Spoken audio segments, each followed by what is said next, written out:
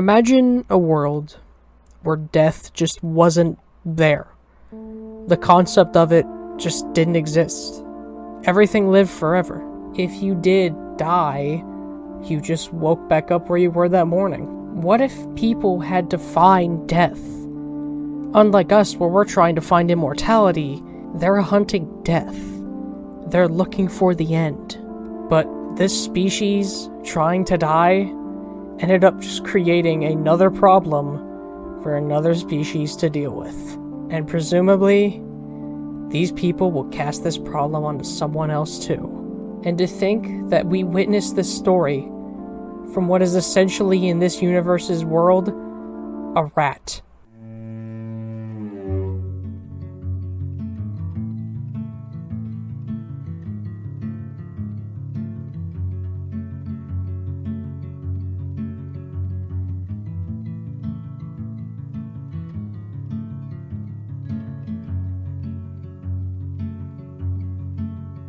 Said the thief to the moon, I'll extinguish your light soon. I'll put an end to all the light that you shed on this world in its darkened state. Said the moon to the thief, you alone, light of what you seek.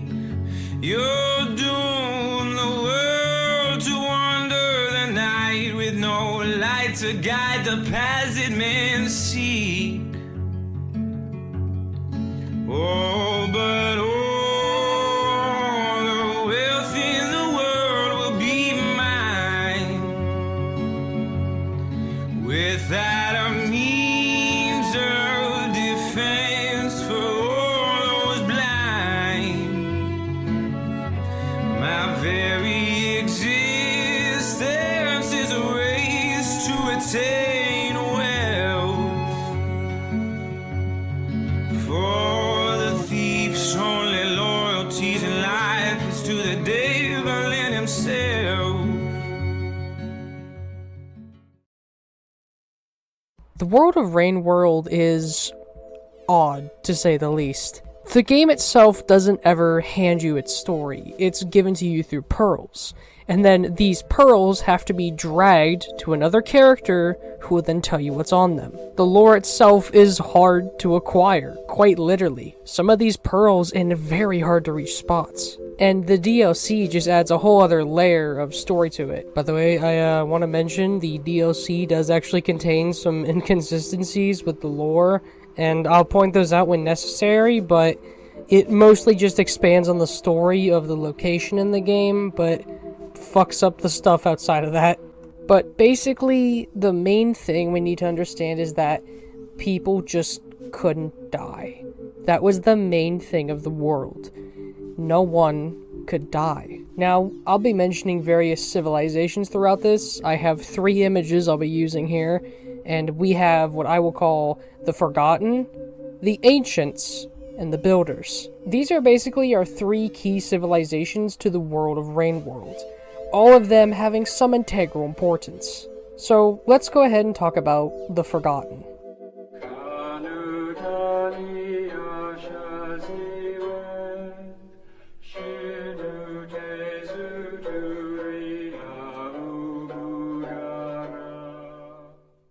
The Forgotten are ancient, I mean ancient, people. Their structures having been built so long ago that they are now under the earth. The entire earth has literally grown around them. And ironically, there may have been people before the Forgotten. When looking in the game files, and I normally don't include stuff related to game files, but I feel like it kind of helps with the story here. Although usually hard to see, we can see in the background that there's gears and cogs and machinery inside of their long abandoned structures, which appears to imply that there were people before even them. The Forgotten, like everything in the world, had to deal with the struggle of immortality. Now, although not confirmed, in the Saints DLC, we see when the megastructures don't work and don't produce any more heat, the world starts to become snowy. Now, either the world of Rain World was just going through its own winter, or as some people like to speculate, the world beyond the megastructures is a constantly snowy place. Which, if true, implies these people were basically stuck in Antarctica and couldn't die. However, they began to develop a religion, a belief, on how one could leave the mortal world.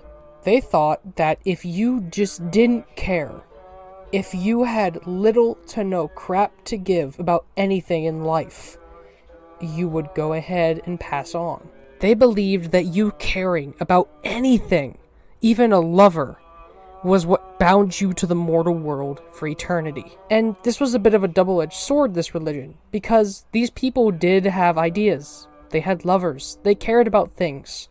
But at the same time, they spent their whole life trying to not care. They tried to live, as Looks to the Moon puts it, carefree. It's a small plate, a little text of spiritual guidance. It's written by a monk called 4 Cabinets, 11 Hatchets. It's old. Several ages before the Void Fluid Revolution. Like most writing from this time, it's quite shrouded in analogies. But the subject is how to shed one of the 5 natural urges which tie a creature to life, namely number 4, gluttony. It's basically an instruction on how to starve yourself on herbal tea and gravel, but disguised as a poem. The Forgotten basically tortured themselves, having built kind of almost these 5 key rules that dictated how they live. They thought that violence would cause you to basically just be stuck here. The second rule was lust. Now, presumably this meant sexual relationships, as the art depicting it is literally 2 ancient people fucking. I think I'm allowed to show this on YouTube. They don't show anything. But basically you couldn't form any sort of romantic relationship with anybody because they thought that would tie you down. And then next up, they just said, fuck it, you can't have friends. Rule 3 being you cannot at all form any sort of friendship. Do you enjoy eating food? Well, guess what? You can apparently just have fun being immortal. And the 5th one was simply wanting to live. If you at all had any reason or care to survive and live, that's what they thought would tie you down. These people tortured themselves. As Looks to the Moon explains, they unironically ate gravel and drank extremely bitter tea. They genuinely thought if they made their lives so miserable, they had nothing to care for, nothing to hang on to, no will to live, they would finally leave the mortal realm.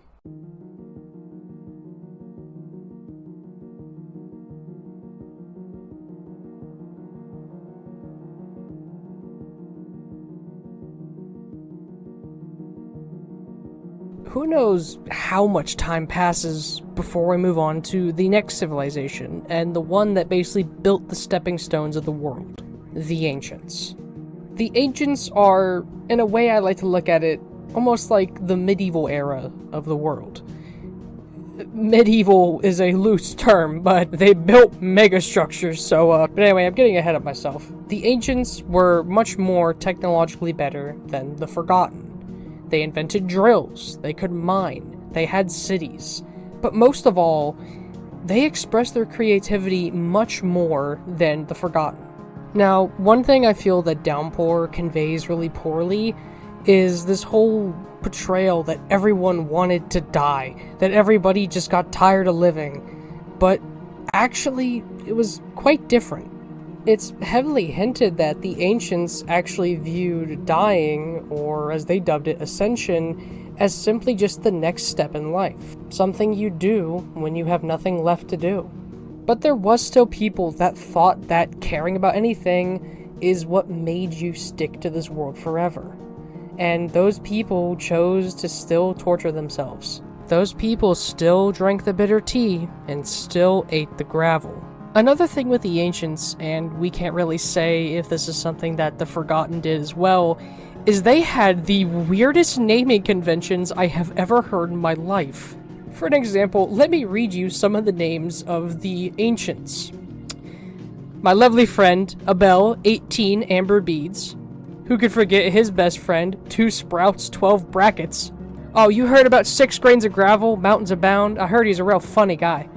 Oh, bro, have you heard about rhinestones beneath shattered glass? Oh, I love that dude.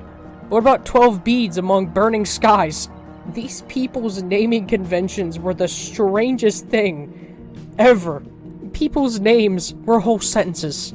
Now, it should be mentioned, the Forgotten, we basically don't know what they look like. Like, you're lucky I could make this drawing. These statues, I presume they're statues, I could be wrong, of them with their legs crossed is the only thing we see of the Forgotten. The Ancients, though, we see a lot of them. And one thing that the Ancients make you question about the Forgotten is, are these things human or humanoid? In the art depicting them, some of them have tendrils for hands and feet. Some of the art even seems to depict them engaging in foot binding, which, if you don't know what that is, I'll try to make this description not disgusting. Basically, in ancient Chinese culture, women would have to wear these extremely tight shoes and basically break their feet and the bones in their feet to fit into these tiny shoes. And then they just lived like that with those shoes on forever. And to be honest, the ancients themselves feel like a mix of multiple cultures. The religion of the ancients is very similar to Buddhism, with them trying to live at peace and at a calm life. And some of their clothing reminds me of some tribal clothing that you would see people wear, which is just colorful and insane looking.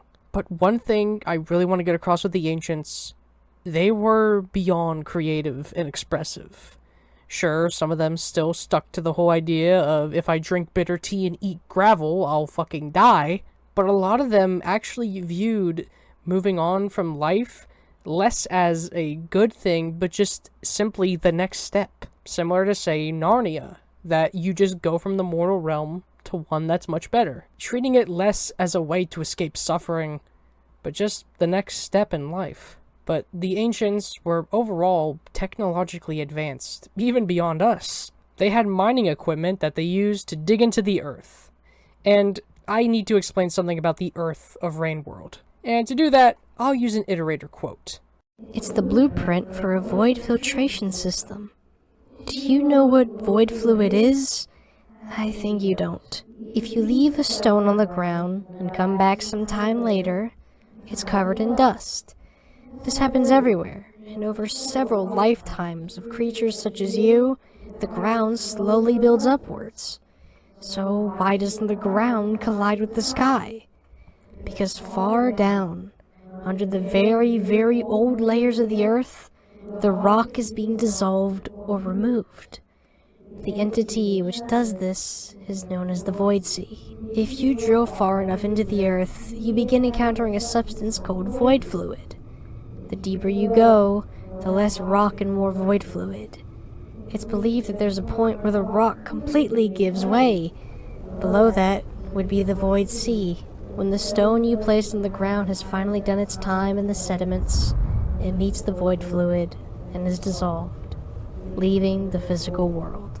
My creators, or rather my creators' ancestors, figured a way to use void fluid, because you can generate an energy by creating a vacuum. Never mind. Anyways, the void fluid drills were what started the big technological leap. But this is very long before even I entered the world, so I can only tell you what I remember from priming. The ancients dug their drills into the earth, even piercing and finding the Forgotten's temples, which had now been buried under so much dust and dirt they were part of the earth. And right near it was the Void Sea. And the ancients realized that when you went into the Void Sea, you were gone. You were completely gone from the world. Many believed this was how you escaped, or as they phrased it, ascended. But unbeknownst to them, there was consequences with ascending, at least via the Void Sea. Now, a lot of fans believe this to be a commonly believed thing, but I'll explain later why this is kind of false. But basically, a lot of people think that the ancients were aware of something called echoes. Echoes are people who went into the Void Sea and are now stuck in a sort of limbo state, is the best way to describe it. They've ascended. They're beyond the mortal realm, but they're stuck in the mortal realm still. Now, a lot of fans believe that the Iterators, I promise we'll get to what those are in a second, they believe that these were built to help stop people from becoming echoes. But I disagree. Iterators are never described as a way to stop echoes, and as a matter of fact, Looks to the Moon describes echoes as ghost stories. There were some horror stories, though.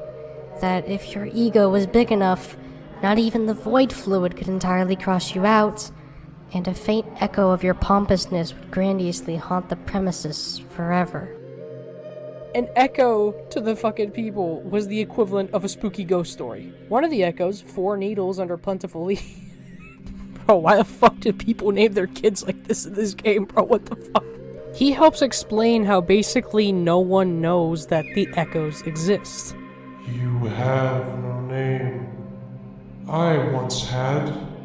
I was embalmed, adorned, readied for the journey. So proud there's jubilation. My name was sung loud and clear. Did they know that I didn't quite leave? Didn't quite stay?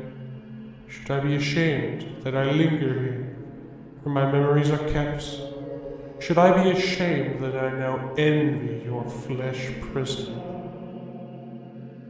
And since it's never explicitly stated that iterators are built to stop the echoes, it can kind of be assumed that the echoes were just a side effect that people didn't know about. Also, a seemingly common misconception when it comes to the design of the echoes is that they're these kind of squid things. But if you look really close at them, you can actually see what is basically knees. The echoes are much less of a squid-like creature, but more almost like a person with their knees crossed and their head kind of between their knees. And the tendrils all around them, if we were to take this religious aspect of ascension and echoes, a lot of people think that the tendrils are meant to be chains, like the actual chains binding them to this sort of limbo state. Also, another reason that people think they're squids is because the Downpour DLC art has this, which... You know, the further I'm getting in this video, the more I realize Downpour really fucks up everything outside of Iterator lore. I mean, I could kind of understand why. It was kind of made by its own dev team and was basically just a fan mod turned into an actual DLC by the devs. But anyway, to loop this back to the Void Sea. The Void Sea seemingly provided a way for people to ascend. And the people themselves thought there's nothing wrong with this. It's cheap, it's easy, and in their religious beliefs, they viewed it simply as the next step in life. So they could now access that next step very easily. And the rich of these people would usually take void baths when they were ready to ascend. But probably the greatest thing with the Void Sea, beyond being able to find out how to stop living in the mortal realm, was the technological revolution it made. I am lost.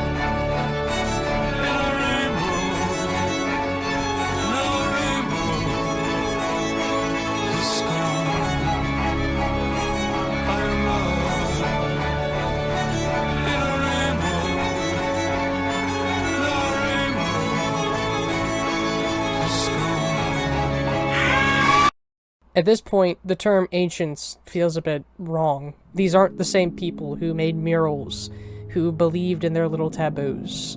This was a brand new civilization that we will now be calling the Builders. I may also refer to them as benefactors, as iterators often refer to them as benefactors. So just know I'll probably use those terms, benefactors and builders, kind of just the same way. These people built the iterators, as they were dubbed. Massive, and I mean massive structure. To give you an idea, just one of these mega cities is basically most of Rainworld's levels, and that's not counting the giant iterators themselves. These iterators are so large that the shadow of one is why Shaded Citadel is almost pitch black. And here's an image of the iterator structures in the skybox in the distance when you're at the wall. You see those tiny little spikes on the top right there? Well, not tiny, but those little squares at the top? Those are the cities. Look at how small they are compared to the fucking thing. These people, through the power of void fluid, created literal megastructures. They had beyond insane scientific revolutions. They found ways to store people's memory from their brain into banks.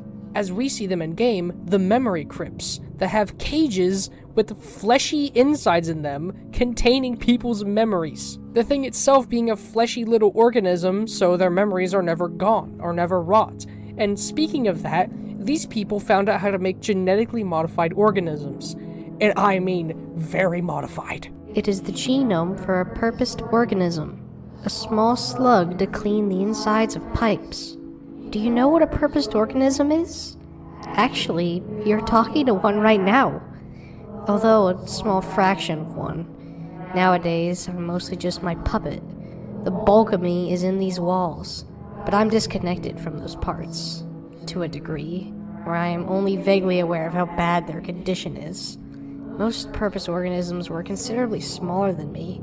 Most barely looked like organisms at all. More like tubes and metal boxes, where something went in one end and came out the other. There were, of course, those that were designed for spectacle rather than industry. They enjoyed the privilege of glass boxes. When I came into this world, there was very little primal fauna left, so it's highly likely that you are the descendant of a purposed organism yourself. Something to note is, within Rainworld, we don't know exactly how close to humanity or our own world this place was like. But there is graffiti that seems to show things like dogs, seems to show cats, squids, bears, and other little creatures. But also, it's graffiti, so take it being canon with some salt. But through genetically modifying their organisms, they created some of the strangest things that we see in the game. Lizards were likely meant to be basically domesticated animals or guardians. Things like the Myros birds were presumably guardians of the memory crypts, which is where they store people's memories. Although never explicitly stated, I have some of my own headcanons on how some of the creatures here work. I think that personally, scavengers were originally just meant to be that, scavengers. They just cleaned out trash and would take it to their little huts. I think the vultures were originally designed to go ahead and get rid of unwanted pests in areas that were rather open. The centipedes that create electricity may or may not have been a little rudimentary way to create electricity through an organism, but they were able to pretty much do anything with a microbe, if given it. And it's heavily hinted that a lot of what we see in Rainworld is not necessarily still these organisms, but the descendants and evolutions of these organisms. It's presumed if there ever was wildlife before the invention of purposed organisms, it was long gone. Unfortunately, this did have unintended side effects. They decided to go ahead and start modifying plants, crops to produce better amounts of food, and just overall to look pretty. However, this ended up disrupting nature, and caused a lot of natural plants to die out. Not all of them, but a good chunk. The odd, weird plants that we see in Rainworld are 100% because of the weird modifications done to plants. I doubt the popcorn plant was a natural thing back then, but arguably the craziest thing they learned how to do was to literally manipulate gravity. As we see inside of the hearts of the Iterators, they invented machines to basically just tell gravity to fuck off. With all of these new innovations, the idea of transcending kind of became backthought, but was still something in their mind. But very quickly, they realized something about purposed organisms, and, well, anything that was living. It didn't die. This info will become very important in just a second. They realized that they can ascend, but it was kind of cruel in their mind that nothing else could. And so they decided to go ahead and build the Iterators, or as we see them in the game, the megastructures. The megastructures are, in their most simplest form, a comically large computer. Housed within the megastructure is basically a robot. Or, well, half robot, half flesh. The invention of these creatures and these structures would literally change everything.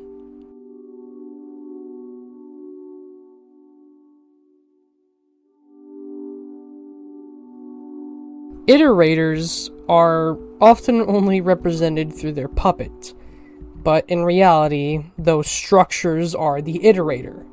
The puppet is more like the heart. The Iterators themselves, as the name implies, are meant to iterate, and their job was to find out how other beings, not the ancients as most people believe, but other beings could ascend. The ancients could just go in the Void Sea. Who cares? Just go take a bath there. But the animals of the world, they couldn't. So the Iterators were designed to test, tinker, iterate, find out, and put together something that they call the triple affirmative. The triple affirmative followed these 3 rules. The solution could be portable, it was able to be implemented wherever possible, it was generally applicable to anything. Now, like I mentioned, living things don't die. Iterators technically can, but it's complicated. Iterators can, without maintenance, rot and decay, and the only thing that happens really is that the heart, or the puppet, just kind of goes into a coma. It's the closest thing to dying. Now, the iterators, because of their size and the fact that they're basically spending their every existence trying to think of a solution, built up heat. And I mean a lot of heat. It's about a local aquifer. It must be quite old, from when 5 Pebbles was still in the planning phase. Water is the most important resource for our basic function. Most of our processing is outsourced to microbe strata, which need a flow of clean water or else slag builds up. Our process is seized and eventually we die. It is very painful. They used to say that an iterator drinks a river a day, but neither of us two have seen a natural river, so I suppose the analogy is lost on us, little creature. Originally, water supply was very important when placing iterators. Later, there would be a great equalizer. The fact that we breathe out as much vapor as we inhale water led to there being water available everywhere, and the latest few generations could be placed almost completely freely. Building Pebbles so close to me was believed to be a risky choice, but the groundwater was finally deemed as sufficient. It was not a good decision in hindsight. And this is where basically generation 1 of iterators come in. The first generation of iterators were always built near a water source. Beneath these iterators was the cities that people lived in. Now, from the top-down perspective, it's kind of hard to understand, but there's this fan art I saw on Reddit that's really fucking good. I'll leave credits somewhere up on the top. And basically, those cities beneath the boxes is where most of the game takes place. And these cities are the levels that you play in Rain World. Outskirts, Shaded Citadel, Garbage Waste, Shoreline, they are all parts of the city beneath the giant structure. And that's where people would live. They lived in the outskirts, they lived in the Shaded Citadel, and life was okay. But unfortunately, there were consequences that they didn't see coming.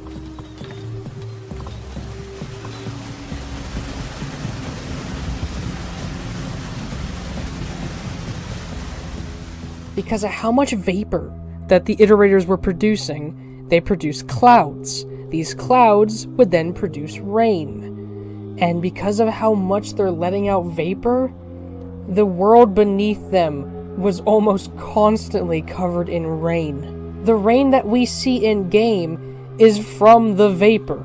And that's why it's called Rain World. The people below basically had to find shelter, and that's what we use to hide ourselves. Shelters. Now, we don't know the size of the ancients versus an iterator versus a slug cat, but assuming that the iterators are the size of an ancient, then yeah, slug cats are the size of a person. And so presumably these shelters were meant for people to go into and then wait out the storm. And before the events of the base game, Looks to the Moon had a siren that was put into her iterator to warn people of the incoming storm.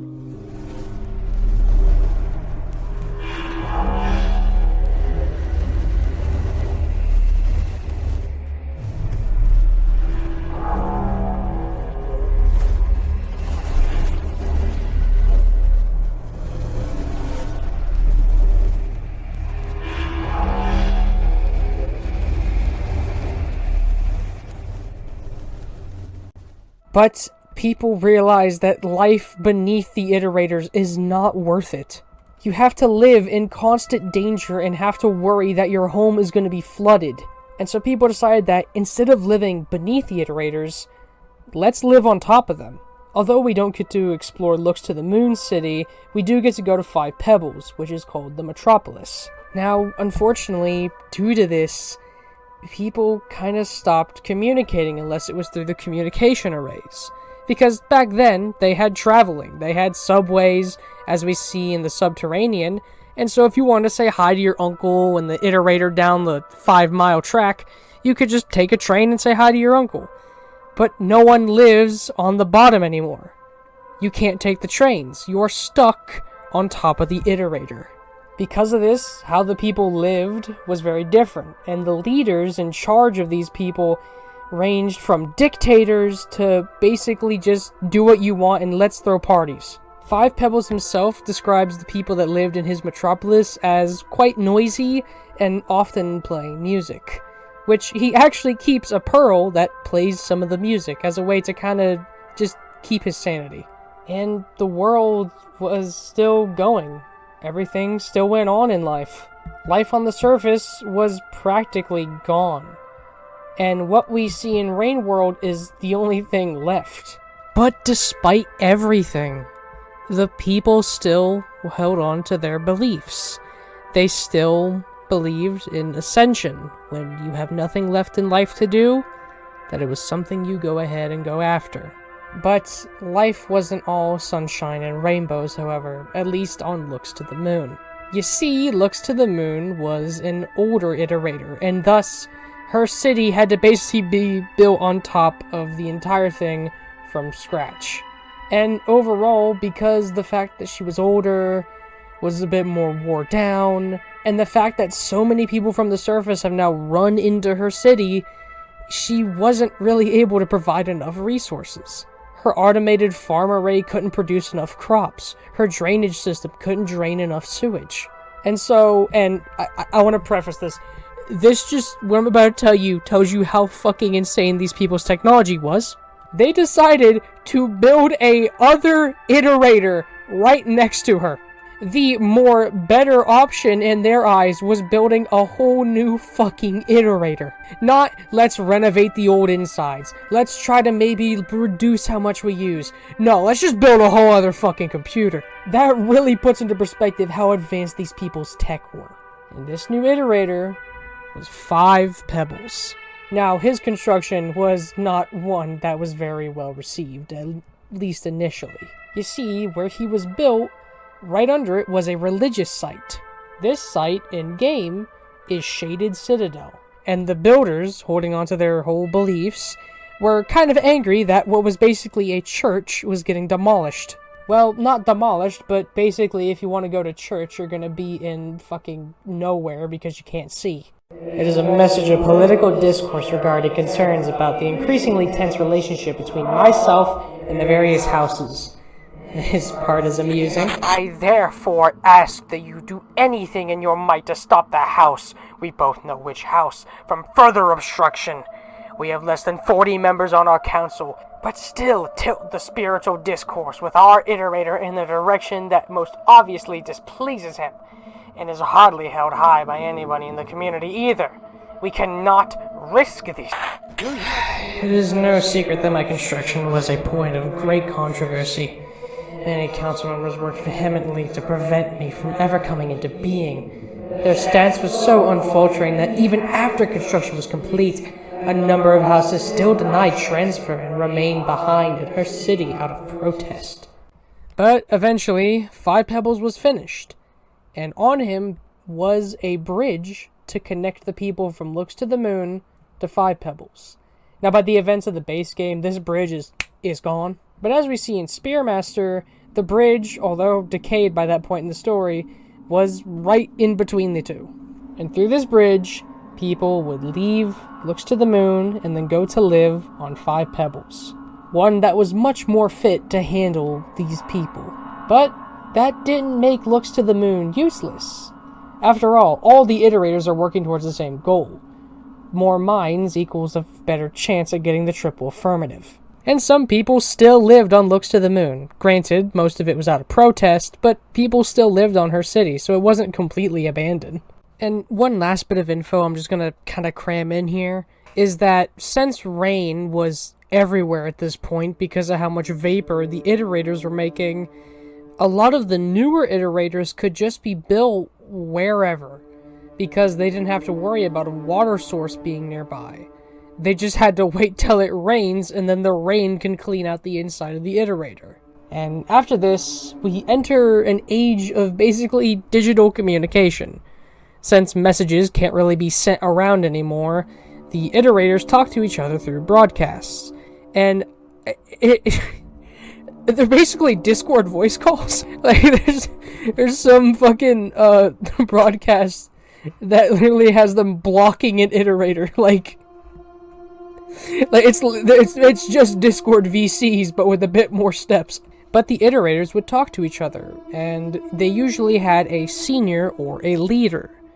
And in Rain World, we know a small group. Excluding the names that no one cares about, we have No Significant Harassment, 7 Red Suns, 5 Pebbles, and their senior or leader was Looks to the Moon. Basically, her being senior meant she had authority on what they were doing and could say, hey, I don't want you doing that. And most iterators formed good friendships. Most of them were kind to each other and treated each other nicely. They would occasionally rant about how they don't really see a point in doing what they're doing. But for most of them, they just lived life as an iterator. Iterators themselves would communicate to each other not just through broadcasts, but basically these little hologram things. These are the Overseers. These things would also, as we see in 5 Pebbles Metropolis, would also produce ads and broadcast advertisements for Pepsi. But at this point in time in history, everything was okay. The golden age had passed. The downfall was creeping, but it wasn't a great fall. Most people just lived their lives, sung their hymns, and just enjoyed life while the iterators worked away to figure out how everyone else could ascend. But one day, out of nowhere, and to this day, we have no hints or clues as to why, everyone just went away. So we walked and walked and walked along our way, and we walked and walked and walked along our way. I dreamt one night of stars, of Mercury and Mars, and how they all hang in space. And in this dream I soared, I flew beyond the doors, once locked but now open forevermore. And I flew and flew and flew along my way. Can I tell you something? Lately, I'm tired of trying and angry that they left us here. The anger makes me even less inclined to solve their puzzle for them. Why do we do this? Yes, I'll spell this out. Not because you're stupid or naive. Also not saying you're Please, not... I'm coming to you for guidance. Sorry. Very sorry. I kid. The fact is, of course, we are all aware of the evident futility of this big task. It's not said out loud, but if we were better at reading between the lines, there's nowhere you wouldn't see it. We're all frustrated. So why do we continue? We assemble work groups, we ponder, we iterate and try. Some of us die. It's not fair. Because there's not any options. What else can we do? You're stuck in your can, and at any moment you have no more than 2 alternatives. Do nothing, or work like you're supposed to. An analogy. You have a maze. You have a handful of bugs. You put the bugs in the maze, and you leave.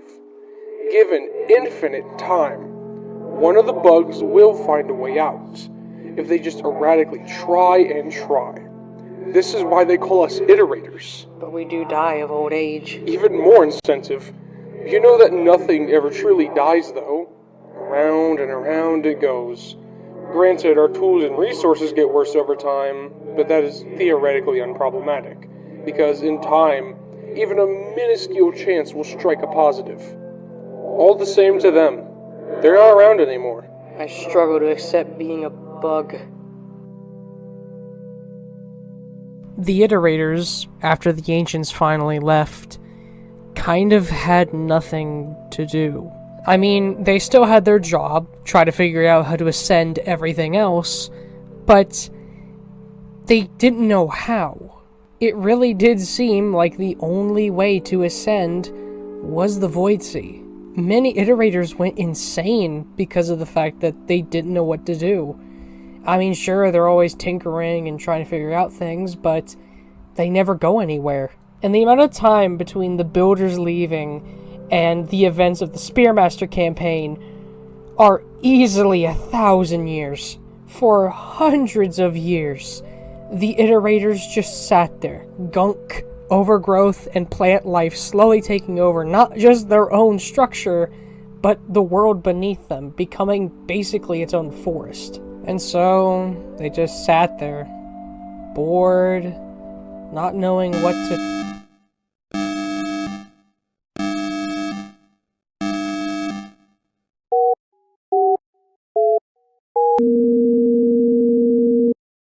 Interesting. This one is written by me. It's about Sliver of Straw. I don't remember when I wrote it. Do you know Sliver of Straw? She's quite legendary among us. Sliver of Straw is the only one to ever broadcast a specific signal. That the big problem we're all working on has been solved. The triple affirmative. Affirmative that a solution has been found. Affirmative that a solution is portable. And affirmative that a technical implementation is possible. And generally applicable. She's also one of the few that have ever been confirmed as exhaustively incapacitated. Or dead. We do not die easily. Sliver of Straw sent this, and the ensuing commotion was historically unparalleled. Before, after, I still remember it, but nothing happened. Except that Sliver of Straw was apparently dead. When the dust settled, we were all still there, blinking at each other. Everyone had a theory. Some said that she did have a solution, but that the solution itself was somehow dangerous. These later became known as the Triangulators, who think that a solution should be inferred without being directly discovered. Some said she never had a solution. She just died. An erroneous signal was sent. One camp claimed that dying was the solution.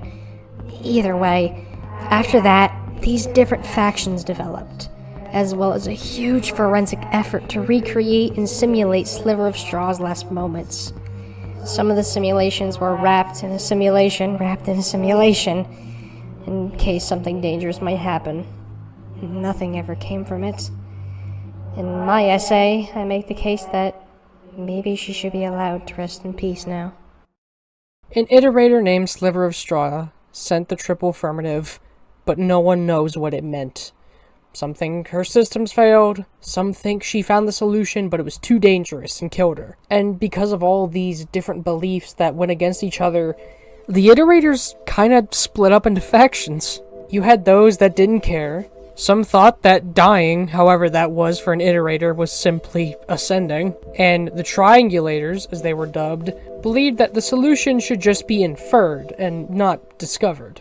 And one of the most infamous members of the Triangulator groups was Five Pebbles. He was a Sliver of Straw fanboy, and he was so vocal and loud about his belief that he had got the nickname Erratic Pulse, because of just how erratically he was trying to find this solution. Now, there's two main things I want to talk about with Iterators in terms of them dying. All organic beings in this world cannot die unless they go into the Void Sea. So, the creators of them, being so cruel, made them half flesh as to keep them tied to the world. And the second thing is they had coded into their DNA, was that they cannot kill themselves. This basically means Iterators can't even feel suicidal because of this little code in their DNA, which was nicknamed the Self-Destruction Taboo. So not only are the Iterators immortal and can only really die after their systems have failed and their own structure has fallen on them, but they can't even kill themselves or want to die. Now, going back to Five Pebbles, I promise this is important. Despite him being in the Sliverist group, his beliefs often clashed with the group. I wouldn't necessarily disagree. Silver of Straw was a traitor to the cause. Silver of Straw broke the self-destruction taboo. How did this idiot get in here? Kick them out. I think they had a point. Really? Elaborate. It was definitely coming from an idiotic state of mind, but there's something to it. Why is it that even in a closed Sliverist group, the self-destruction taboo is held so high, while Sliver of Straw herself evidently is not amongst us anymore? Wait now. I'm just saying that for all the research we are doing, all the theories we have, it's strange that we leave this path untrod. It is not a new idea, but it needs to be vented occasionally. What if there is no universal solution? What if perception is in fact existence? And when Sliver of Straw set the triple positive, it was not a mistake. What if crossing oneself out, or even just death, is the way? We need to consider the possibility. He basically says that she didn't ascend, she just fucking died. And her robot brain, remember these things are half robot, basically said, hey, you're dying, you've ascended. And Five Pebbles often got into bickering and arguments about this. But maybe she did find a way to ascend. We'll never know. But eventually it was back to the same old thing. Either sit in your box and do nothing, or work away at the task. At the end, no one knew what happened. Sliver of Straw said the triple affirmative, and no one knows what it meant. To this day, we have not got a single clue from the Downpour DLC or the base game remotely hinting what Sliver of Straw did. I personally believe that her systems just failed. Maybe she was one of the first few iterators ever built, and because she was so old, just crumbled. After this, time just went on. The overgrowth got worse, the iterators and their cities beneath them decayed even more. But as this was all going on, another iterator, Seven Red Suns, was getting tired of trying to find the triple affirmative. And he had been talking and sending pearls to Five Pebbles about an idea he had on how iterators could kill themselves. This information is illegal. Someone probably tried to send it by a pearl somehow, rather than risking being overheard on a broadcast. I think the risk of you acting on this is very slim, so I'll go ahead and explain it to you. It's an instruction on how to circumvent the self-destruction taboo. The problem with breaking taboos is that the barriers are encoded into every cell of our organic parts, and there are other taboos strictly regulating our ability to rewrite our own genome. So what you need is to somehow create a small sample of living organic matter, which can procreate and act on the rest of your organic matter to rewrite its genome. The rewrite has to be very specific, overriding the specific taboo you want to circumvent, but do nothing else. The method described here is about scrambling the genome of standard plastic neutral tissue with temperature fluctuations. After each scramble, you browse the resulting cells for the genome you're after. This is of course very time-consuming unless you run a big number of parallel processes. I definitely don't have any experience with this, but to me, it would seem that running too many parallel processes could be quite dangerous, as it would be exponentially more difficult to manage and control them all. The whole operation seems rather risky if you ask me. It might be a good thing this pearl never reached its destination. So, although it is possible to go ahead and try to figure this out, it would take way too much effort. You would have to double your water consumption, and iterators only have so much water they can use before rain or their water source runs out. But Five Pebbles was determined, and I mean determined, to find out what he can do to finally rewrite the taboo. Hey, that rhymed.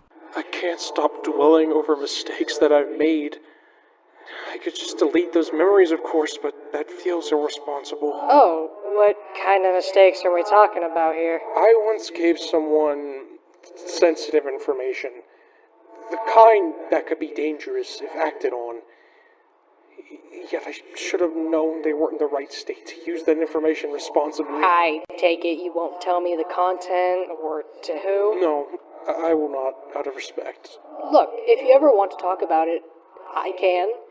We can share this little problem of yours. We were made to solve them after all. You're worried they're going to get themselves hurt by messing it up. They already have.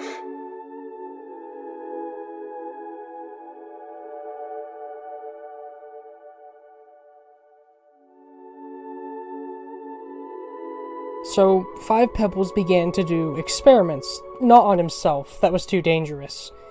Instead, he practiced it by creating organisms to manipulate their DNA.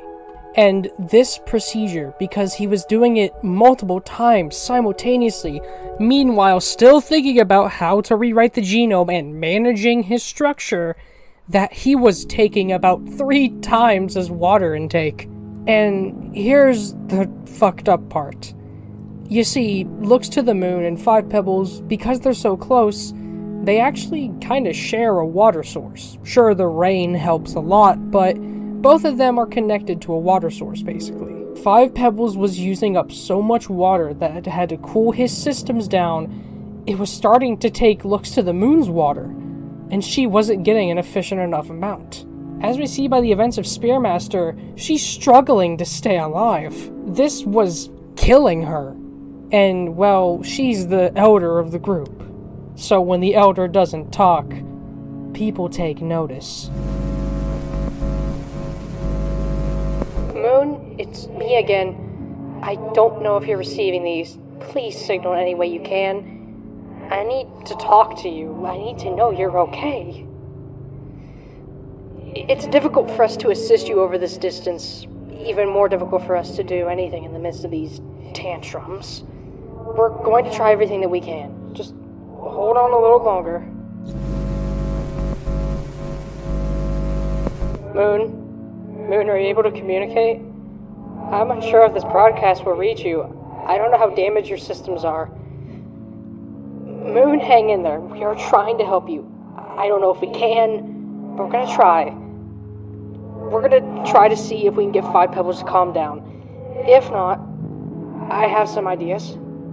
And during all this, Looks to the Moon was trying to talk to Five Pebbles. Please, respond. You cannot. Worst broad, not blockable. I know. Receiving the... But he didn't listen. He needed to be concentrated in order to get this just right. He blocked out everyone's messages and basically ignored Moon's cries of pain. But with no other measure and nothing else to do, Moon, with what little power was left in her system, sent a forced broadcast. Immediately lower your groundwater consumption to 1/5 of its current intake. Stop whatever it is you are doing. Please stop! As your local group senior, I order you. As your senior, I plead. Stop. You could not have chosen a worse moment to disturb me. You have ruined everything. I almost had it. I will never forget this. Presumably, since he was no longer concentrated and lost focus on his creation, this creation that he tried to make in order to rewrite his own DNA ended up becoming the Rot. The Rot, from what we understand, according to the pearls and lore, is essentially a failed purposed organism. Rot is essentially a term for any failed purposed organism, and as we see in game, they're these fuckers. I fucking hate the daddy long legs so much! And here's the thing. Because it's an organic creature, it can reproduce. We don't know how, but it can. And so this creature began to flood Five Pebbles' own iterator. His own innards becoming flooded with this organism. And in a desperate attempt in order to just try to get this shit out of him, he ends up throwing some of it out into the city beneath him. That being garbage waste. The brown rot that we see down there, that is completely blind and deaf and relies on touch, is the rot that he threw down. But no matter how hard he tried, rot still stayed in his system, persisting and growing more and more. Through the Overseers, those holograms the Iterators use, the other Iterators found out and began to gossip amongst each other, far beyond this little group that we see here, and basically talk about, damn, Fat Pebble's looking ill. But during all this, Moon was still suffering, and on the verge of her own structure completely falling apart. And so, in a desperate measure, Seven Red Suns decided he needs to do something. He needs to speak to Five Pebbles, because he is kind of the one that started this. He's the one who sent that idea about trying to rewrite your own DNA.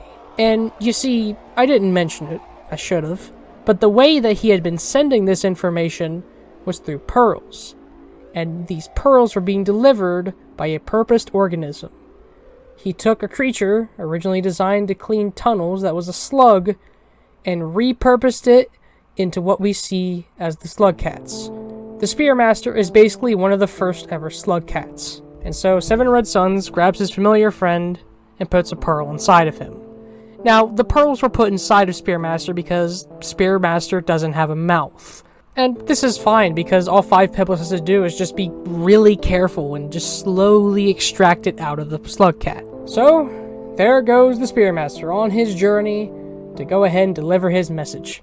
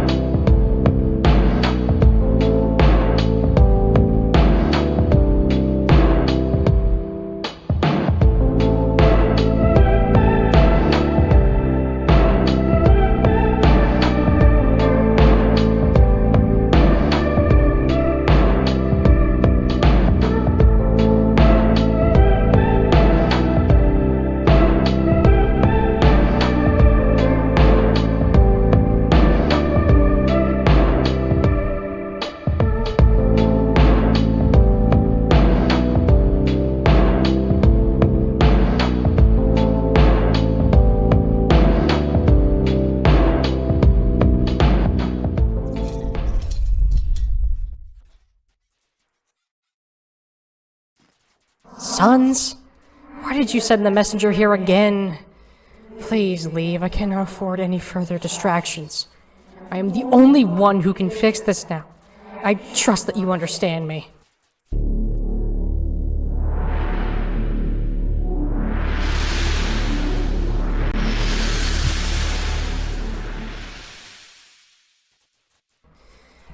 You brought the Overseer all this way. The least I can do is read your message aloud for it. Pebbles, I send you this message as your concerned, longtime friend. Unparalleled innocence has sent an Overseer to your camp, and we've all observed the state that you are in. I know this is my fault. I should have foreseen you'd be too desperate to escape your situation, to do things in proper moderation. For that, I'm very, very sorry. However, please do not disable your communication modules. You do not have to go through this alone. Everyone has been trying to contact you. We only want to help you. Your behavior has become erratic. It's not healthy, and it's not going to solve your problems. We have all lost communication from Moon as well, and we have reason to believe her facility may be suffering irreversible damage from your attempts to fix yourself. I know better than anyone how you can be about these things, but it doesn't have to happen this way. Please respond back.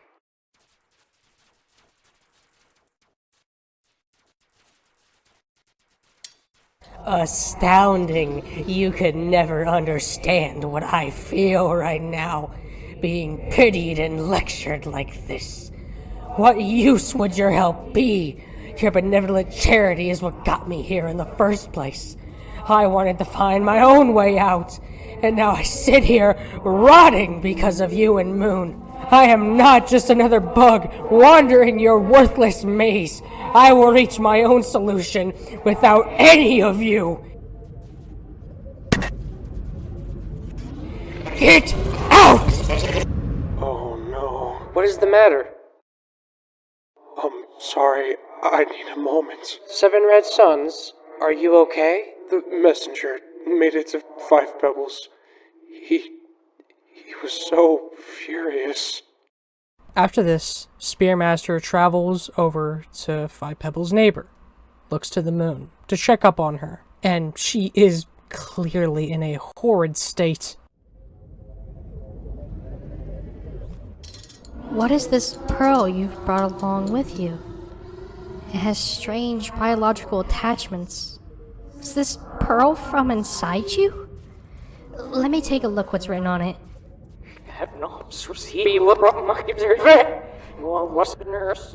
This is... I assume you've already shown this to Five Pebbles? I was not aware of the extent to which these affairs had reached the wider Iterator populace, nor was I aware of the lengths that the others were going in their attempts to get into contact with us. If only I could... Brave Messenger, do you mind if I rewrite the contents of this pearl? After all, it's already served its original purpose. I will attach a broadcast key to it, signed with my communication serial.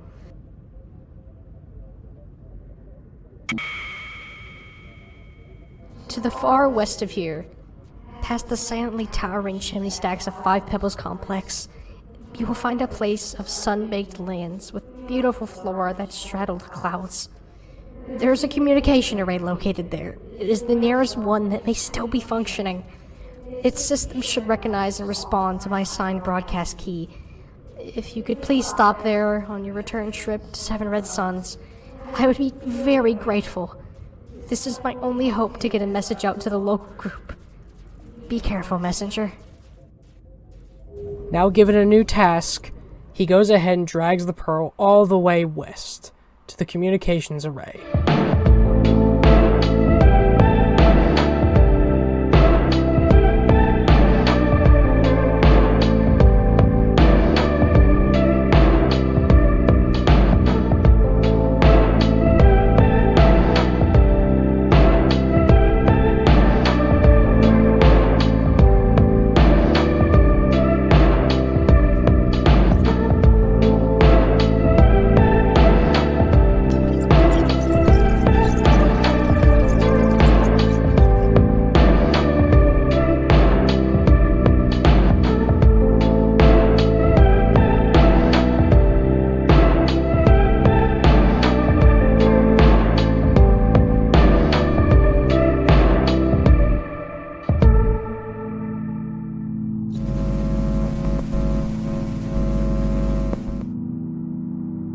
This will be my final broadcast to the local group. Within several cycles, my structure's legs will fail.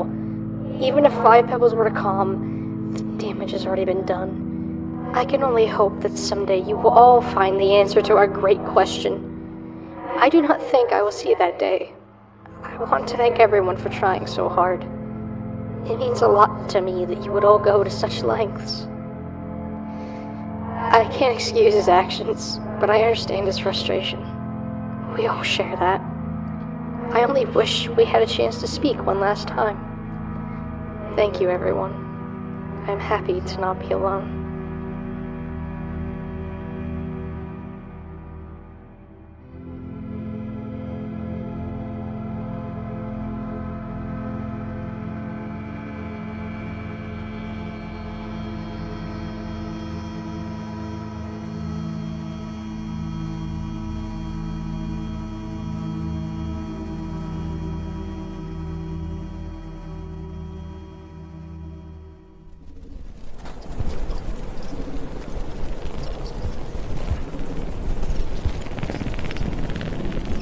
Next up in the timeline is, funnily enough, not about the Iterators, but a slug cat. That being the Artificer. Now, it seems like most people have headcanon that the Artificer is a woman, although as far as I'm aware the slug cats don't have any gender or pronouns, but because most of the community seems to agree Artificer is a woman, I'm just gonna roll with that. As we see through flashbacks and dream sequences throughout the Artificer's campaign, the Artificer was originally the mother of 2 slug pups. Baby slug cats, basically. And, well, she raised them, like any mother would. She took care of them, protected them, gave them food, Everything that a mother should do. However, they didn't realize one day that messing with pearls would have a bad consequence. Now, I'm going to go a bit more in depth about what scavengers are. I brought them up earlier, but I didn't go in depth. Scavengers are basically the closest thing to basically primates in the Rain World universe. As in, they kind of have culture. Scavengers seem to have a giant culture and even art, mainly through graffiti that they leave behind. They have a sense of fashion, as we see the elite scavengers in the Downpour DLC wearing modified vulture masks. They're also very, very crafty, being able to take explosive plants and then turn it into a grenade, or even somehow crazier, wrap it around a spear and turn it into basically a rocket. And don't even get me started on the fucking electric spears. Scavengers may or may not be the next ancients, like the next civilization to eventually develop technology. And they also have a sense of currency. I promise we're getting back to the Artificer campaign. I swear. This currency they use is pearls. Now, I've already explained them earlier. They're just little balls that contain data, and then the iterators will read it to you. But more specifically, they seem to trade the more boring white pearls. These ones contain very basic things like grocery lists, and they trade these pearls as currency. Well, one day, Artificer and her pups were out exploring, and they went ahead and came across a scavenger toll. This is normally where you have to pay a pearl to cross, or else the scavengers will kill you. Well, there were no scavengers there, so her and her pups just went along. And one of her pups, out of curiosity, decided to take one of the pearls hanging on the toll. Then the scavengers came back and noticed this one pearl was missing, and they went on the hunt. Artificer tried to run away with her two pups, but unfortunately one of them got left behind and stuck with the scavengers. She manages to get away, but a scavenger throws a grenade, knocking her across some water, and her slug pup falls in and drowns. Now, because everything in this world just wakes back up when it dies, Artificer woke back up, and she didn't see her slug pups. They were basically gone. Ever since that day, Artificer has gone on a rampage to kill every scavenger that she sees. And because of how many she's killed, she is known by the scavengers. As in, playing her campaign, every scavenger actively tries to kill you. Because you are such a threat, the entire scavenger population knows that you're dangerous. And now we're gonna loop back to Iterators. I know, a bit of a weird detour. By the events of Artificer's campaign, the bridge connecting Looks to the Moon and Five Pebbles has finally collapsed. This collapse has caused a bunch of debris to block out Looks to the Moon's entrance, so we can't see what's going on during this point in time inside of her Iterator. Artificer's campaign starts with us seeing them in the aftermath of one of her bloodbaths, and eventually she stumbles across something. A weird drone. We later find out this is a citizen ID drone, something that apparently the builders and ancients used. It decides to go ahead and basically sync itself to you, and after this, Artificer just goes on her journey, and eventually stumbles across Five Pebbles.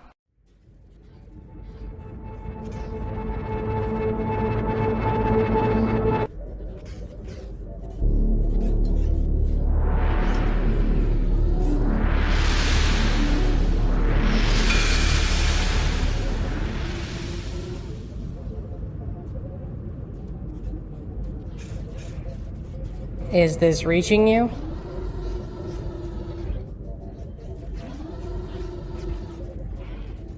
I suppose it was only a matter of time before you ended up here. Your journey throughout my facility grounds has been insistently brought to my attention by my overseers, thanks to the device that follows you. It is the Citizen ID drone of one of my long-departed creators. It seems to be damaged, and imprinted itself with you on reactivation. Much of the data on the drone has been corrupted. Allow me to do my duty as an iterator and resync it to my structure.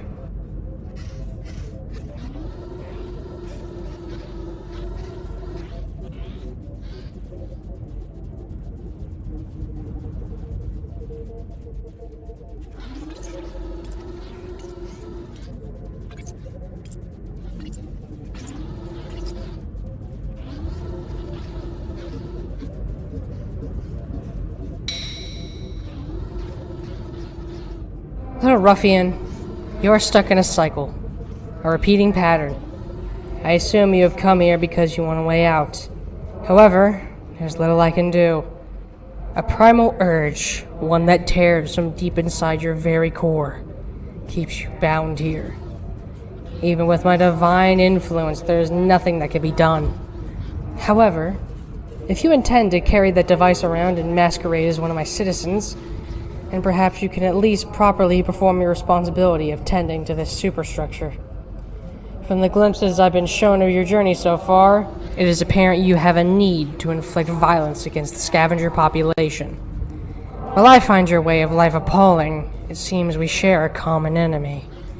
A large pack of them have made a home in my city, and have been causing progressive damage to the roof of my structure in their attempts to gather scrap metal and other mechanical parts.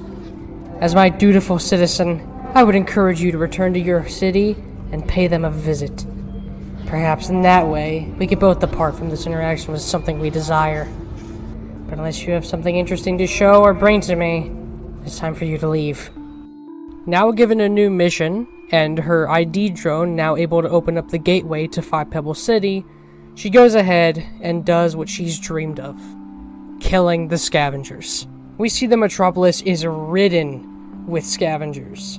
So many. She eventually finds her way into the chieftain scavenger's home, and something of note both about him and his structure is that the structure he's in seems to have iterator fauna. You know the plants and stuff you see inside of the core of the iterators that's presumably their organs? You see some of it kind of floating around in the metropolis. This may mean it's just a connection to Five Pebbles through the city, or somehow I think maybe his intestines have overgrown into the city. It's odd, and it's never explained. But then we go to the chieftain scavenger, and he's even more interesting. For one, he has the mark of communication, which is what's given to us by iterators to let us speak to them. He also has a citizen ID drone, and it points at us, telling him we're a threat. Much like how in our playthrough, our citizen drone has been pointing out threats. It helps to remind you that all the creatures in this game are kind of doing the same thing. Trying to live. But with all the anger the Artificer has, she decides to go ahead and kill the chieftain. After this, we then see a cutscene of her killing dozens and dozens of scavengers. And presumably, this is why by the events of the base game, there is nowhere near as many scavengers as in the Artificer campaign. It is presumed her massacre was so horrid, it had a significant decrease into the population of scavengers. But what if the Artificer decides to choose peace? To accept that things are the way they are? Then you can go ahead and ascend, just like every other base Slug cat. Upon doing so, we're given a unique cutscene, where, going into the Void Sea, she discovers her slug pups waiting for her. It's a genuinely beautiful and wholesome scene, but it makes me wonder how in the fuck did these things get into the Void Sea? Look, maybe I don't understand how the Ascension shit works, or it's just a plot hole because it's downpour, but like, how did they get into the Void Sea? I've heard some people say that dying in this world wakes you up in another reality, and that's how they got here, but then it's like, I don't know, but it's a sweet and wholesome moment, and I think a really good alternative ending. After this, a lot of time passes, and looks to the moon's structure, finally collapses. The legs, holding her structure up, break, causing the entire thing to fall and sink. It falls so bad that the water source that was near her now basically floods the entire thing. The destruction and collapse of her iterator is so severe that it basically severs her brain from her power, leaving her dead or unconscious. She even lost her robe, so now she sits there, naked, unconscious, drowning every time the rain pours. As this all goes on, the communication equipment finally starts to rot away, having been so long since it's been cleaned by anyone. Which means no one can send a broadcast anymore. No one can talk to anyone anymore. This doesn't just affect Moon, this affects all the iterators. Unless they decide to send each other slug cats, they can't communicate. The Iterators have now become more separated than ever from each other. But when all hope seems lost, No Significant Harassment comes in and does what is basically the last major thing he ever does in the story.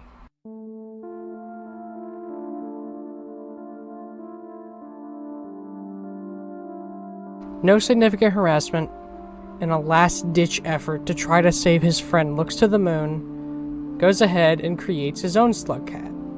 However, he's nowhere near as good as, say, Seven Red Suns. Maybe he wasn't good at making purposed organisms. Maybe he was rushing it to save his friend. But Hunter, when he created that slug cat, unfortunately only had a limited lifetime. If this creature didn't make it to Looks to the Moon in time, then it would become corrupted. As we see in Downpour, if you fuck up and then play as the Gourmand, you then discover the Proto-Hunter, which is a hunter with rot tendrils. Once again, supporting the cause that the...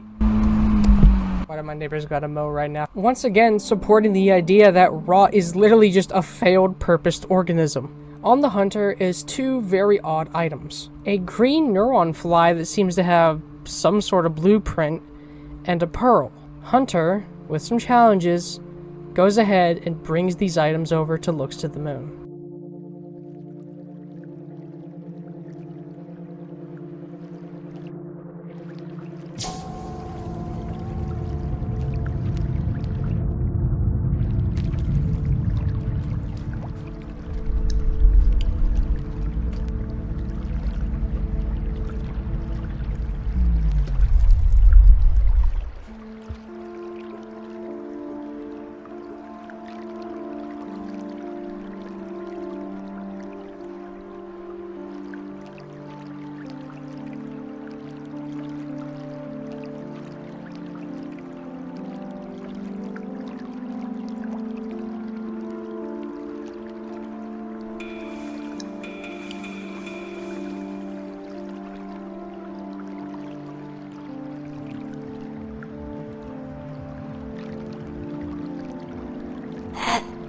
Hello.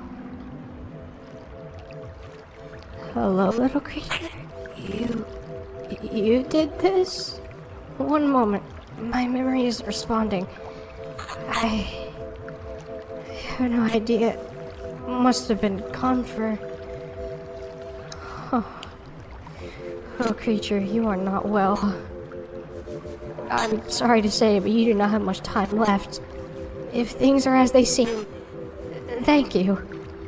I don't know why you spent your last remaining cycles helping me, but no, I'm deeply grateful. I have known very few beings who could aspire to such a noble thing. You really are an amazing little creature. I wish I could say I will always remember it. Little friend, perhaps you already know this, and I don't know what consolation it might bring, but you will wake right back up again.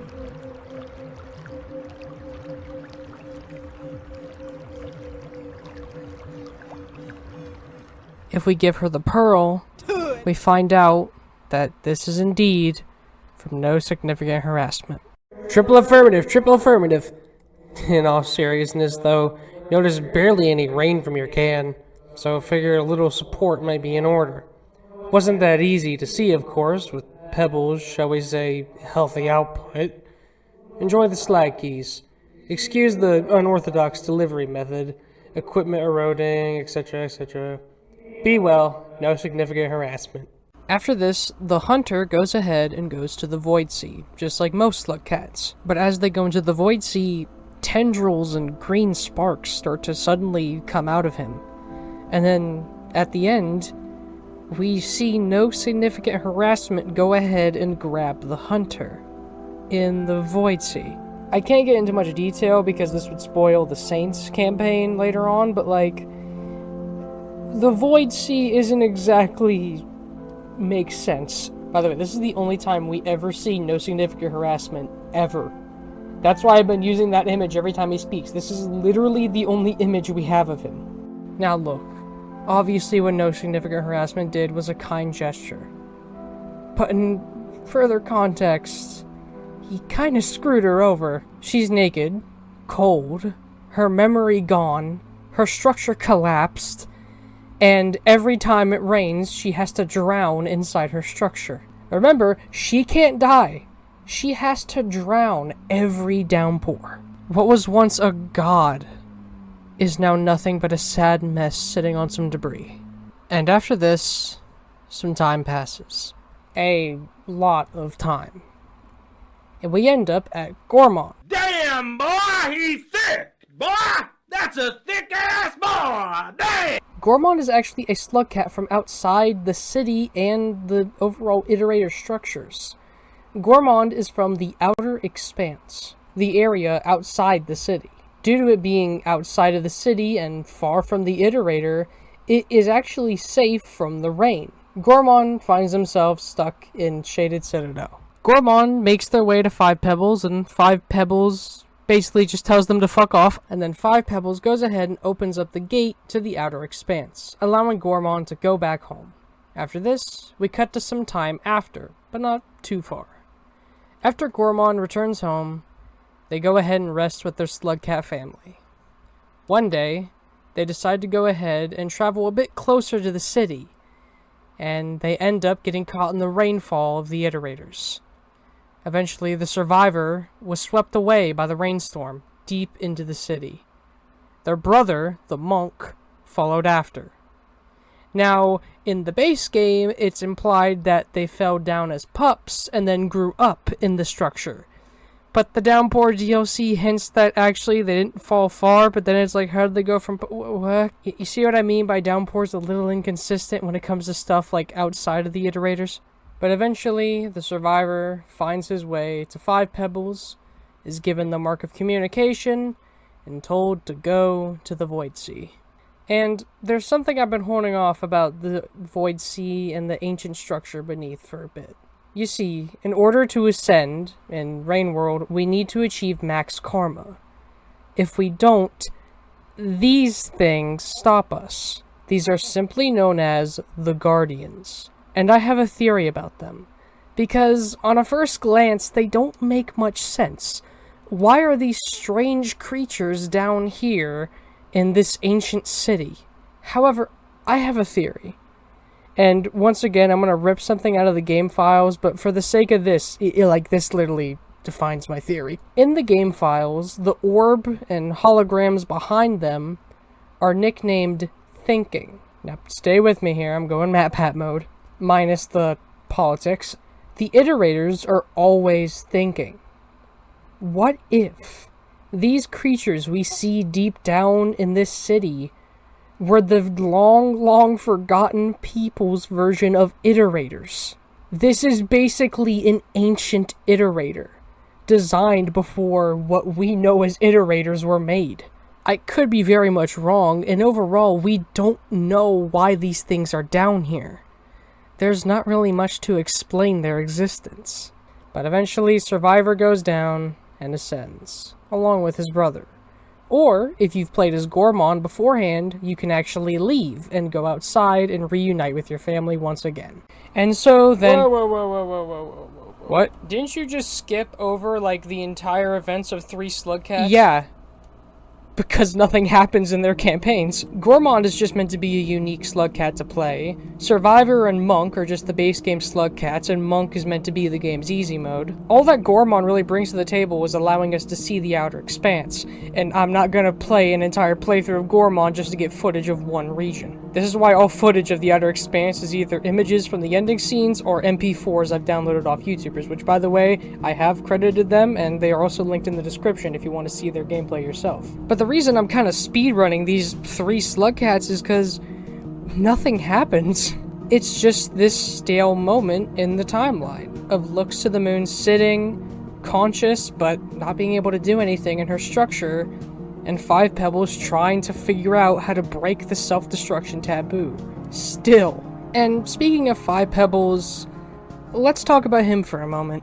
As he sits there, trying to figure out how to just die, he thinks back to what's happened to Moon. and he starts to feel regret. He begins to regret his actions, to hate what he's done. He hates what he's done to her, and the rot inside of him has only gotten worse. The rot is so bad it's caused parts of him to fall into Shaded Citadel, and the rot is now spreading into there. And the rot itself has practically just taken over his entire structure. It's completely unrecognizable by the events of Rivulet. His power begins failing. He can't even float anymore. He can't even make the pearls around him really levitate. He's just stuck in his structure as it's rotting heavily, all the while thinking about what he's done to his best friend. Looks to the moon has nothing to do but to tell all the other slug cats what's on pearls that they give her. She has to drown every night. But one small thing did happen to her that was nice. Eventually, her robe managed to find its way back to her. And by the events of Rivulet, she is now wearing it again. But the orange dye that once made it look pretty and fashionable is completely gone. It's just white. And since I keep mentioning that slug cat, let's talk about Rivulet. Rivulet's campaign is fitting because Looks to the Moon structure is flooded, and we're basically playing as a half fish, half slug cat. Inside of him is a pearl. The pearl contains schematics for newer iterator structures. If you bring it to Looks to the Moon, she tells you to go to 5 Pebbles, saying that he could probably use this info more than her. But by the time you reach 5 Pebbles, it's very clear he is barely hanging on. The overgrowth of the rot has grown so much inside of him that his region has just been renamed the Rot. But eventually, although a pain, Rivulet makes his way to 5 Pebbles. Is this some kind of joke? I have seen your kind here many times before. To each I have paid little attention. I have given them direction and my wisdom. Yet here you stand, another small beast on the floor of my chamber. I have nothing to offer you that you do not already have, nor am I in a state capable of doing so. I cannot help you. I cannot even help myself. Oh, look at that same blank expression. Familiarity is a comfort, I suppose. Through whatever chittering or foolish dances your kind uses to communicate my existence. It is clear you're all quite tenacious. To make the pilgrimage to me is no easy task. Even more so through my structure in its current state. I can offer no gifts, nor can I be saved or forgiven for what I've done. If you and your kind choose to meddle in the affairs of Packing God, then I will give you my only request. Deep within the core of this structure is an energy rail that distributes incredible power. This power is drawn from a mass refraction cell. Even in my state, a single cell should be enough to help. I ask you this. Remove the cell from its chamber and bring it to the far east. To a friend. If she's somehow still alive. Once the cell has been removed, my structure will begin shutting down. The pumps that allow me to flush the decay from my conduits will stop, and I will slowly die. I cannot run away from my stakes forever. There's nothing else that can be done now. Please, do this for me. I've made my choice. He goes ahead and extracts the refraction cell, and takes it to Looks to the Moon structure, which is beyond decayed. Luckily, since he has water-breathing capability, he's able to get through her completely flooded structure. And he's able to put the cell in, helping to rescue her and restore a lot of her power.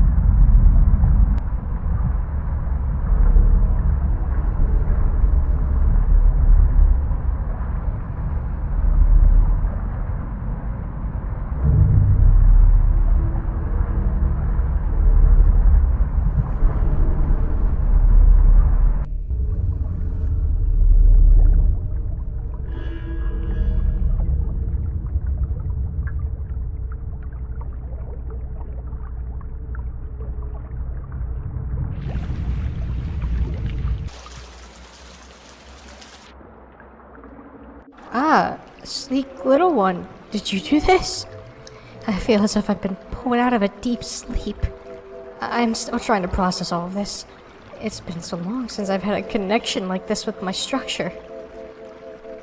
Everything has restarted in maintenance mode. It seems with any luck I should be able to... here we go. There is so much here. So much I've forgotten. I'll never be what I was once. But this... I'm sorry, it's hard to piece all this together. So much has happened in my absence. I only have unread messages and overseer recordings to make sense of what I missed. Some of these are even from before my collapse. Incredible. Slag reset keys? A messenger saving me? No significant harassment was never one to give up easy. However, I still don't understand everything that's happened. Has it all just been a coincidence? Did the others send help as well? Then there's 5 Pebbles. He was sick even before I collapsed. And his state has only must have deteriorated since. Looks like he's barely breathing. If there's any part of him left, we were once good friends, despite everything that happened. He's probably alone and afraid now. I cannot run away from my mistakes forever. Please understand. 5 Pebbles. What have you done? I've been given so much already. And now you've given all you had left.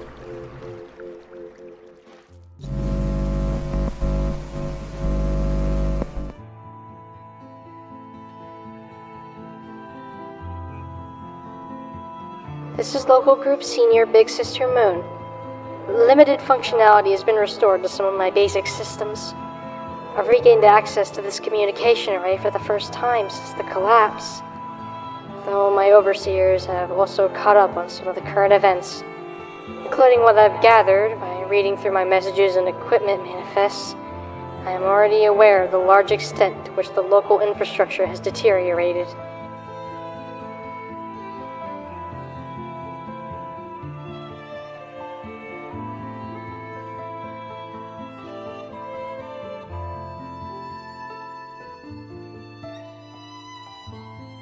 I do not know if sending this message will be a futile effort. Even before the collapse, I could not broadcast beyond my local facility. And so clearly, this forced broadcast is addressed to you, 5 Pebbles. Is there any chance I can still reach you, despite the condition we're both in? I need to know.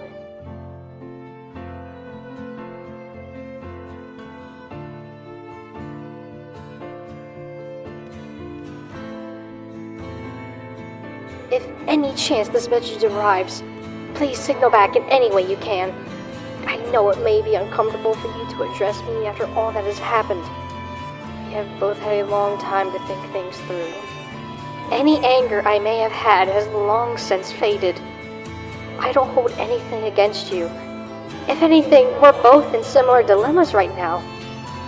And as your big sis, you know how protective I am of you.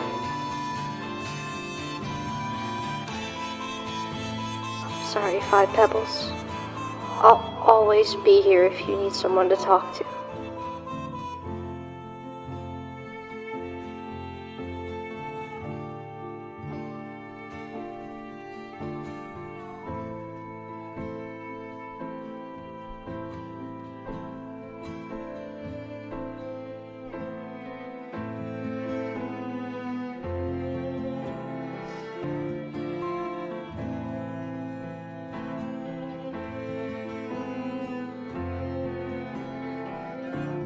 Five Pebbles begins to decay and rot.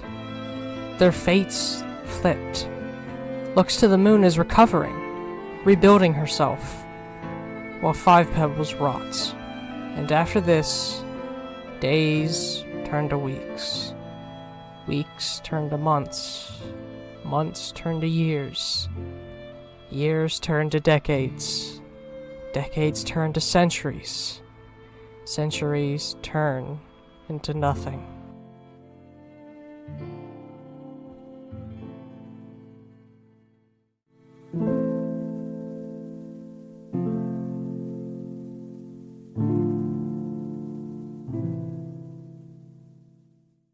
You stand upon our creation.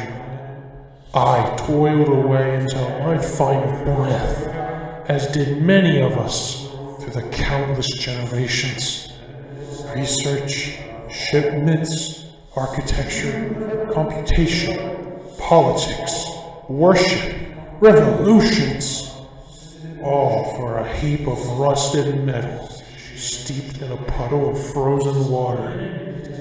I placed my faith into the hands of random gods, and now I must endure it to the end. Saint's campaign takes place from anywhere between a few thousand to maybe millions of years after the events of Rivulet. But most notably, the world is now entering some sort of ice age, and a popular theory about why the world's suddenly all frozen in Saint's campaign is because the Iterators aren't producing any more steam. Because Iterators produce heat, and you know, that heat heats up the whole planet. I mean, look at our own world, we've done that, we've heated up our own planet. It's believed that the world was kind of in an ice age 24/7, and that the Iterators put a stop to it. But as we can see by Saint's campaign, there's pretty much no Iterators left. As we see in the ending cutscene, some of the Iterators are on their side or in half. The Iterators have clearly fallen apart and are probably dead, or at least unconscious. And so, we go ahead and go through the shoes of Saint. Now, because this Slug Cat is basically the last one you unlock, you're kind of expected to know what you're supposed to do. Go talk to the Iterators, go talk to Echoes, get max karma, ascend. You know, I mean, just that's what most Slug Cats do. But as you explore, you begin to realize what's happened between Looks to the Moon and Five Pebbles. Looks to the Moon has actually been recovering.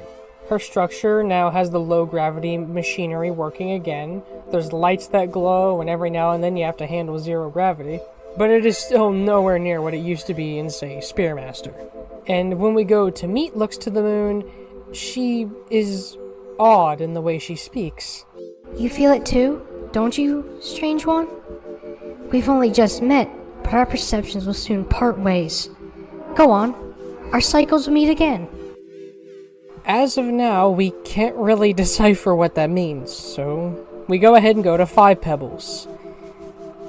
And Jesus Christ, his entire Iterator has fallen, crushing Shaded Citadel. Now making Shaded Citadel the wall and the inside of Five Pebbles Iterator one giant region. This region is named Silent Construct. The rot is practically gone. We see what appears to be dried bits and remains of it still clinging to his structure. And if we search hard enough, we can actually find Pebbles. He even has his music pearl, although it is malfunctioning like every 3 seconds. Despite his state, he can speak. Barely.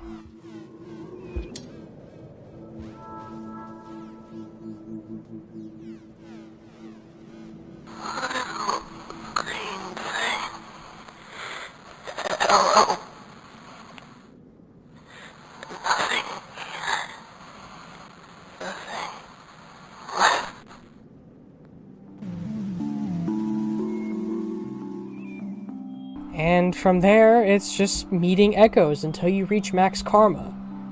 And then upon doing it, something strange happens. Saint gains the ability to ascend the other monsters. Oh yeah, I think we might want to take a break here and theorize. A fucking rat in this world, the Slug Cats are basically rats in Rain World, has the ability to let people finally die. Huh? Now, it's never explicitly stated, and there is evidence to debunk it, but it's heavily believed by most players that Saint is the triple affirmative. The 3 dots on his head signifying those 3 affirmatives. Sorry if my fan was noisy. I turned it off. And the fact he's able to literally kill, you know, in a world where nothing dies, the creatures. It's believed the reason that no one knew the triple affirmative was going on is because Saint ascended Sliver of Straw. Which, like, that to me is the equivalent of crafting a gun and then shooting yourself with it on accident. And it's believed the reason Saint's only now at this specific area is because he has been traveling by foot to every single Iterator to try to ascend them. And presumably, this is his last stop. And you can go and actually ascend Moon and Pebbles. You can kill them. You know, reminder, the most you could do is throw a rock at Moon and she'll refuse to talk to you, and Pebbles can just pop your brain. The Saint can literally kill anything. Now, there is some evidence that goes against the theory of him being the triple affirmative. Mainly that, one, the solution has to be portable. I don't know about you, but a slug cat ain't exactly portable. It's applicable, and I mean, yeah, that is true. It can apply to every creature. And, like I mentioned earlier with Sliver of Straw, her sending out the triple affirmative could have just been a malfunction. Maybe it wasn't Saint. But, to be quite honest, I'm a firm believer in this theory because what the fuck else is Saint? What makes this rat better than the rest? Sure, he's got a long-ass tongue, but I don't think that makes him god-worthy. But eventually, we finally go down into the ancient forgotten city.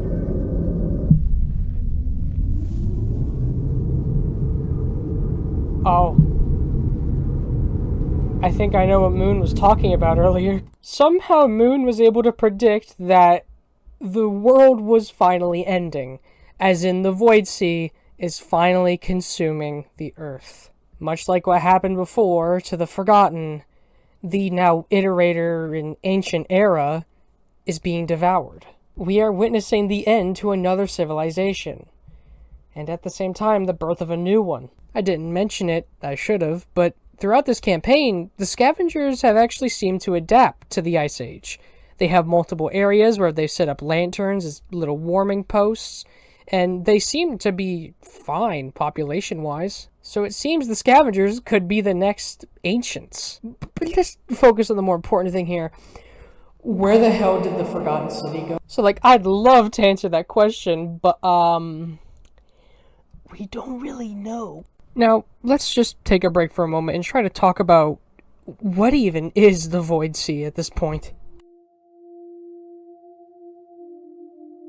The Void Sea is where most slug cats go in their campaigns. Obviously, there's exceptions, and most of Downpour you can do the main event, or Ascend if you'd rather do that, which I don't blame you if you're playing Spearmaster. But I've been kind of not talking about the Void Sea, and that's because there's no real explanation as to what it is. Moon's description is basically the only real thing we get about it. And we don't understand what the Void Worms are. Hell, the Guardians, even though I think that they could be Iterators, the Saints DLC kind of doesn't make much sense with that theory. Unless they're designed to also lock out gates, which, I mean, if Iterators can do shit to their stuff, I can see these guys doing it. We know that they used it for a technological revolution, which is what allowed them to create what we see in game pretty much, and that it's basically the only thing in the world that can truly kill you. We don't know really what happens after.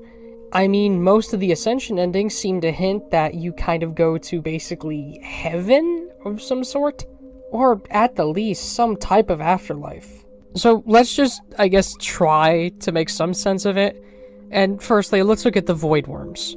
We don't know what they are. Ascended Ancients? Gods, perhaps? But we do know that they seem to assist you in getting in through the Void Sea. As we see through pretty much every Slugcat Ascension ending, they tie these strings to you, yank you down into the deepest parts of the Void Sea, and leave you to follow a light. But I think the even odder thing is their appearance. They have a cosmically large body. But then when one approaches you, its head is the size of a fucking slug cat. I'm sorry, but like, they literally look like this. But their role and purpose is never really explained. And we don't know what they are, but they seem to be a sort of guard or protector of the Void Sea, I think. And it is really just an unknown as to what the Void is. It seemingly is just a fact. Its existence is just there. No one knows why it's there. We don't know who made the Void Worms. If they've been there since the dawn of time, no one knows.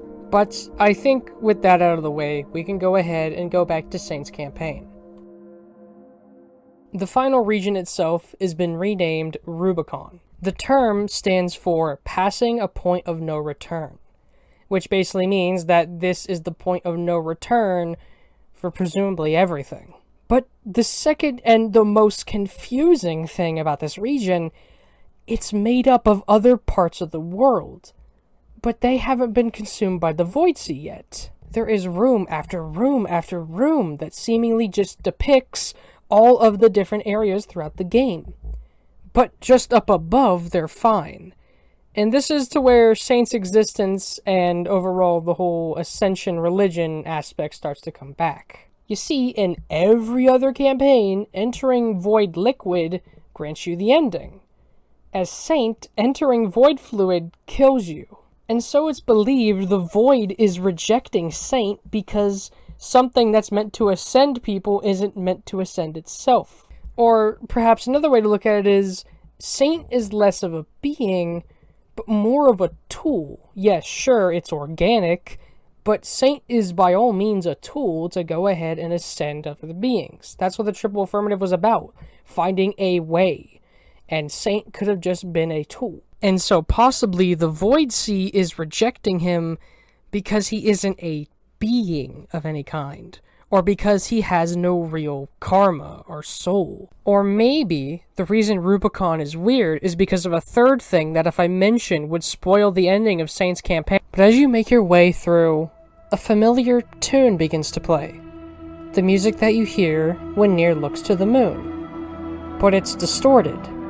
And overall, as you ascend through the Rubicon, you start to see the fauna and flora that you would see inside of Iterators. And then next thing you know, you're nearing this giant little structure, seemingly ascending into nothing. But upon going in, you are then greeted by two familiar faces.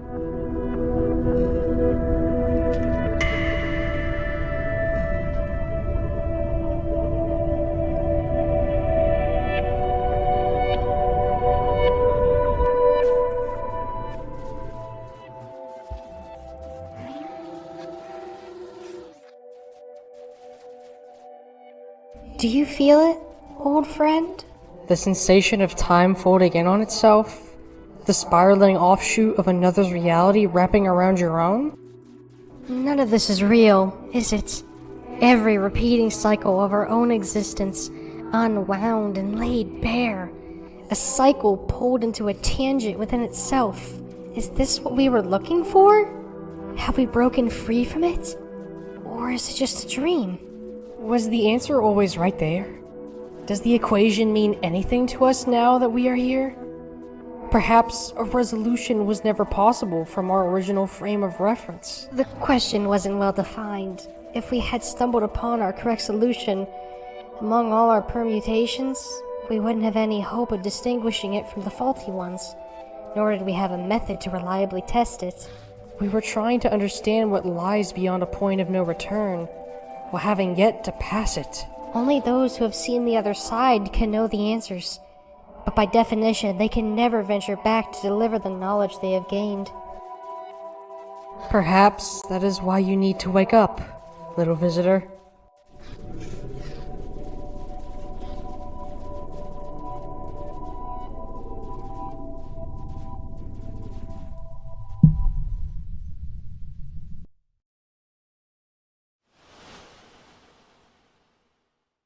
Saint goes up further into Rubicon and sees the Void Sea in almost a backwards manner. Normally you're descending into it. He's rising into it. And the Void Worms here are oddly more white in terms of the light that they shine compared to the more gold that we see in traditional Void Worms. After a good bit of swimming, a Void Worm approaches him. But then Saint goes ahead and tries to ascend a Void Worm. This causes the Void Worm to panic and freak out, and then suddenly we see flashbacks of Saint's life, of your own playthrough, appearing in the background as his karma cycle meter just fluctuates and seemingly short circuits. And then it stops. He's in a void of white, and could do nothing but go up more. But as he does, tendrils seemingly pop out of him. More and more pop out of him, until the screen is white.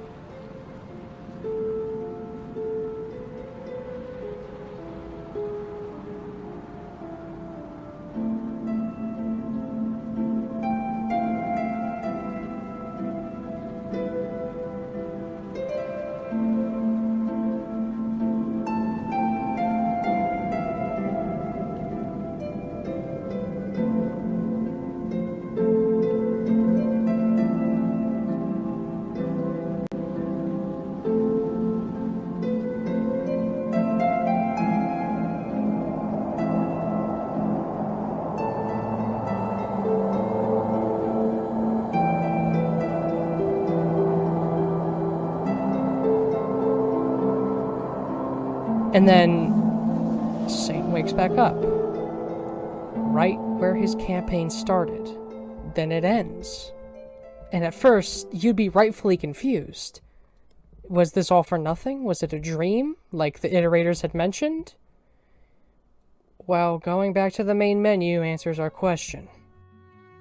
To Saints, everything's fine. He's just a slug cat. But when you look at the main menu, it turns out only he sees himself as a slug cat. In reality, he's become an echo. The earth will rise up and devour all that you are.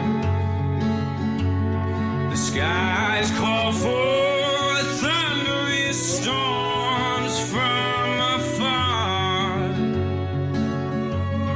And when you're dead, there will be no grave to remember your name. For your greed brings your end, and there's no one but yourself to blame.